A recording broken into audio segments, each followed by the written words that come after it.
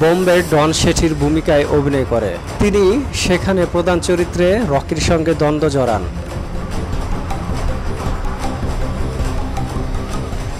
মারা গেছেন কেজিএফ সিনেমার জনপ্রিয় অভিনেতা। এই রকম নতুন নতুন ভিডিও দেখতে চাইলে আমাদের চ্যানেলটিকে সাবস্ক্রাইব করুন। ভিডিও ভালো লাগলে লাইক দিন, যদি কোনো পরামর্শ থাকে অবশ্যই কমেন্ট করে জানাবেন এবং অন্যকে দেখার জন্য শেয়ার করুন।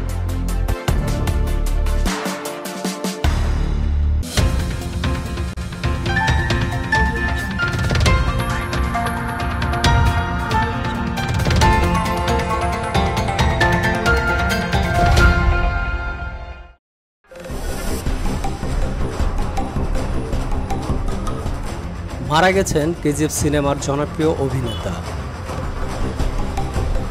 কেজিএফ সিনেমার জনপ্রিয় এই অভিনেতার হঠাৎ করে মৃত্যুর কারণ কি? দক্ষিণ ভারতের উডুপি জেলার কুন্দাপুরে জন্মগ্রহণ করেন দীনেশ মাঙ্গালুর। শুরুতে একজন আর্ট ডিরেক্টর হিসেবে কাজ শুরু করেন, পরে অভিনয়ের জগতে প্রবেশ করে। তিনি নিজেকে কন্নড় সিনেমার একজন শক্তিশালী পার্শ্ব চরিত্রে পরিণত করেন। তার উল্লেখযোগ্য সিনেমার মধ্যে রয়েছে নানা বিক্রম, আম্বারি, সাবারি, ইন্তিনিন্না, বেটি, আডিঙ্গি, ব্যাকট্রাদা জীবন, সূর্যকান্তি, কিরিক পার্টি প্রভৃতি। ভারতীয় গণমাধ্যম জানাচ্ছে, সম্প্রতি কান্তারা অধ্যায় এক চলচ্চিত্রে শুটিং করেছিলেন দীনেশ মাঙ্গালুর। শুটিং সেটেই স্ট্রোকে আক্রান্ত হন তিনি।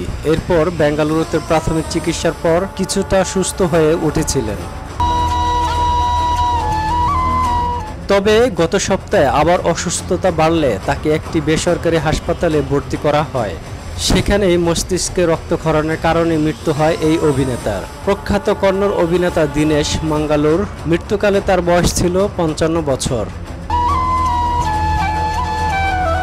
ভারতীয় এক্সপ্রেস এর প্রতিবেদন অনুসারে দীনেশের মরদেহ 25শে আগস্ট সন্ধ্যায় তার উডুপি বাড়িতে আনা হবে। 26শে আগস্ট সকাল 8টা থেকে সর্বসাধারণের জন্য প্রদর্শনের ব্যবস্থা থাকবে। এরপর তার শেষকৃত্য অনুষ্ঠিত হবে সুমানাহল্লি শ্মশানে। ব্যক্তিজীবনে দীনেশ মাঙ্গালুর 2টি সন্তানের জনক ছিলেন। তার মৃত্যুতে শোকের ছায়া নেমে এসেছে কন্নড় সিনেমা ইন্ডাস্ট্রিতে। দীনেশ মাঙ্গালুর সবচেয়ে বেশি পরিচিত পান কেজিএফ চ্যাপ্টার 1-এ বোম্বের ডন শেঠির ভূমিকায় অভিনয় করে।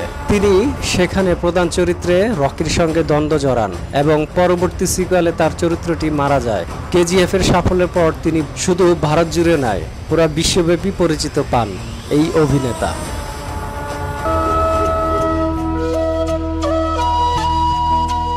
এই রকম নতুন নতুন ভিডিও দেখতে চাইলে আমাদের চ্যানেলটিকে সাবস্ক্রাইব করুন। ভিডিও ভালো লাগলে লাইক দিন, যদি কোনো পরামর্শ থাকে অবশ্যই কমেন্ট করে জানাবেন এবং অন্যকে দেখার জন্য শেয়ার করুন।